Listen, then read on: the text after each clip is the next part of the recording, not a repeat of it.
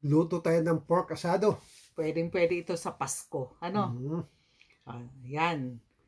1 kilo yan na kasim. May kaunting taba para mas Mm. masarap. Pag wala naman kasing kataba-taba, ay sumasapal eh. Isang buong bawang,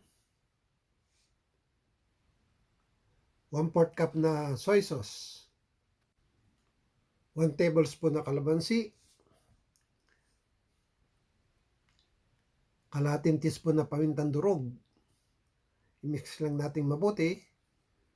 I-marinate natin yan ng 3 oras. O kaya naman ay overnight. Ano?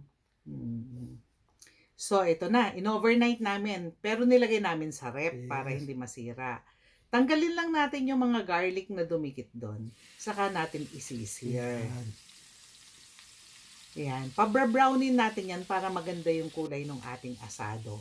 Yan ang sikreto ng mga asadong kapangpangan ito eh. Ganito mag-asado ang mga kapangpangan. Pero ginawa lang namin na easier version. Pag brown na ganyan, ahunin na. So, magtanggal tayo ng excess oil, saka tayo maggisa. So, natin sibuyas, kamatis. Maglagay din tayo ng margarine. 1 tablespoon na margarine yun.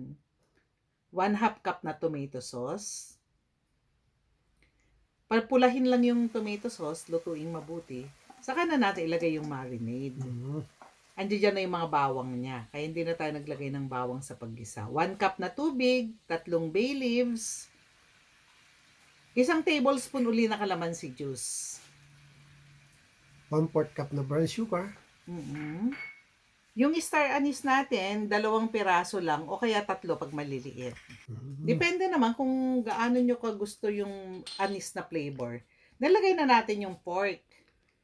Magluluto na tayo niyan hanggang sa lumambot. Medium fire lang yan. Ayan, every 15 minutes magbabaliktad tayo para pantay ang pagkaluto. Ayan, hanggang sa malambot na. Pag malambot na, natutusok na ganyan, okay na yan. I-scoop na natin yan para lumamig. Kasi i-slice natin yan mamaya. Yes. Ito namang sauce niya, papalaputan natin ng 1 teaspoon na cornstarch na dinilute natin sa 1 tablespoon na water. So, ayan, pag ganyan na yung consistency niya, okay na yan. I-slice na natin yung pork. Ayan. Ang ganda, no? Talagang sa mga piyastahan, talagang ito ang inihahanda sa ng mga kapangpangan. Ayan. Masarap kasi talaga ito. So, ayan. Saka na lang natin paibabawan ng sauce. Ganyan lang siya. Ganyan lang siya siniserve. Ang sarap kaya nito, promise.